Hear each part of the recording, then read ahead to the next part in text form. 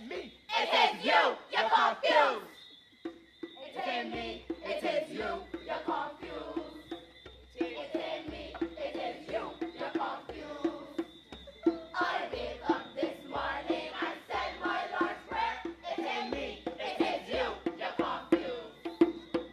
Hey, this is Empress Zinga, and tonight we are down at the Barbados Museum and we just viewed the Torchlight experience. This is also a collaboration with the Barbados Museum and the Barbados Community College. Tonight we are here sitting with Michelle Hinkson-Cox, writer and director of the Torchlight experience, as well as Nala, who is also co-director here this evening. Good evening, guys. What's going on? What's going on? We good. My first question is, what spawned this concept to have this collab with BCC students and the Barbados Museum? This actually started 4 years ago, and it started when I was at the NCF. Oh, wow. I would have at that point in time started the Performing Arts Ensemble.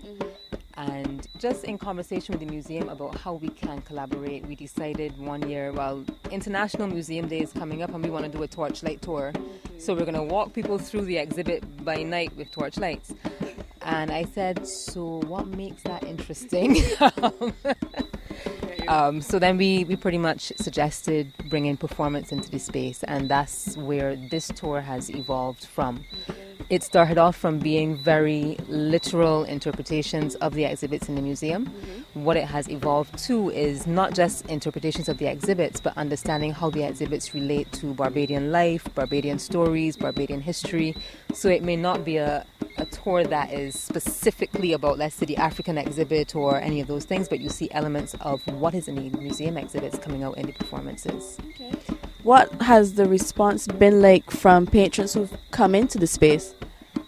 Honestly, overwhelming. This year, I think we have seen the largest number of people showing interest in the tour. Okay. Normally, we try to cap off our numbers at about 30 people per tour. You were in there, that was more than 30 people. Fortunately, most of the performances happened outdoors. So, we were able to kind of push the number a bit, because if it was going through the galleries, we can't accommodate 30 people, which is why the inside tour was split in two. But the response has been really positive. We see a number of people coming to the Torchlight experience who would not normally come to the museum.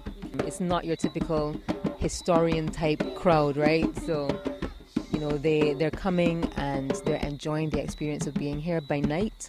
They're enjoying the performances. It's something that's different, and so I think in a lot of ways it's a product. It really is a product. This is an annual series. This year we are trying something a little bit different. So we have this tour tonight. November 29th we have a completely different tour.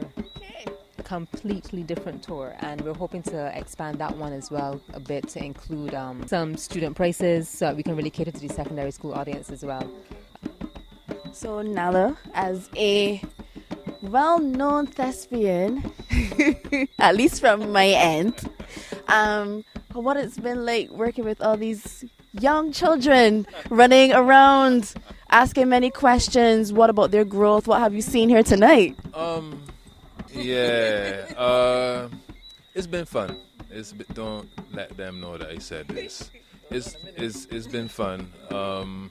It's a long time since I've taught people this young, so it took me a second to readjust, because young people have a lot of energy. They have very short attention spans. So at first they were freaking me out. But we actually have a very interesting group. Not only do they have kind of good instincts, but there's a level of dedication that's admirable. It was a learning experience for me all around, both positive and distressing. Like we have a lot to do in terms of cultural continuity. So here we have a bunch of young people who are interested in being cultural practitioners. I hate that phrase, but they're interested in acting. They have a certain level of proactivity, and yet still there are tremendous gaps in their knowledge. So it made me very aware that we have a lot of work to do. On the positive, they were very receptive and very open to filling those gaps. So that was good fun. It was nice to see the lights going on in their heads and they're making the connections and getting excited, especially at that kind of age where people are kind of caught up with television and all the other and technology and things. It was really cool to see them getting engaged with the story of themselves. Yeah. What do you think would be a good idea for BCC and the museum to do in terms of bridging those gaps? It could go to either, this question goes to either of you. Do you believe that there should be more of these in the future, not only like once a year, but spread out throughout the year, maybe throughout creating a new festival, maybe?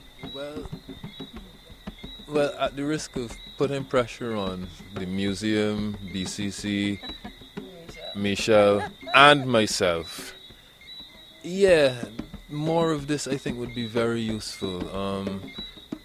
For example, for them as young upcoming performers, there's a certain excitement because they're getting ready for performance, but they're filling in gaps and they must have friends. So I'm sure that a lot of the information that they discovered, their friends will discover through just interacting with them.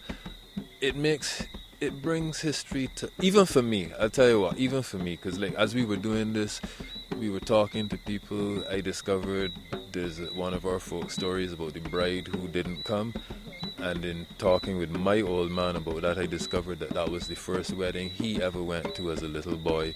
So even me, as somebody who's actively been involved in being aware of my culture, it connected me. If you haven't been a part of this, from what she's been saying, it's going on for a while, please come down here and have a look. The children were phenomenal this evening. Somebody who asked as well, they really impressed me this evening. So if you guys can come and support the arts. This is theater in a different type of space. I just want to add this because over the course of this process we discovered this. The museum is near to the garrison. One is when? The next one is November 29th, but I do want to kind of give some props to Kevin Farmer, who's shaking his head at me in the background there. Kevin's the deputy director of the museum, and he has supported this project from day one. I call him the champion of the Torchlight experience, because when we want like little bits of trivia and things to add to the experience, Kevin, he's a fountain of knowledge, and he really is a champion of this particular project and the arts in general. He's quite supportive. So props to Kevin. He really is our connection here at the museum, who's constantly calling us back and saying, yes, we want this to continue. So thank you, Kevin. Guys, it has been an absolute pleasure being with people that I know in my neighborhood and thing, you understand?